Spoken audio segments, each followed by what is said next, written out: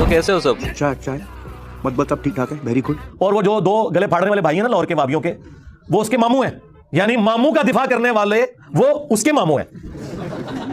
जो social media पे लोग आपसे सवाल करते हैं उस हवाले से हम बाद में बात करते हैं, लेकिन मरने से पहले इंजीनियर के खिलाफ एक क्लिप बना ले। अभी हम बात करेंगे एक टॉपिक पाकिस्तान में बहुत हाईलाइट है, इंजीनियर मोहम्मद अली मिर्जा का। देखो जी कितना बड़ा बाबा आया जेल में, बाबाओं के बाबा अभी गिरफ्तार है, 295C लग गई है उनके ऊपर।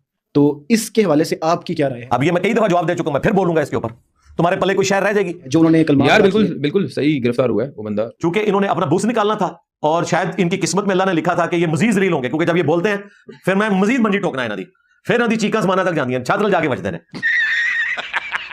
मैं काफी अरसे से बात कर रहा था और ये मैं इनको एडवाइस भी दी है, जब बंदा ज्यादा बोलता है ना और जब बंदा ओवर कॉन्फिडेंट हो जाए तो उसे खचें मच जाती हैं। मैंने आज तक सुअर कहा है? कभी मैंने कहा कि वाबी सुअर है?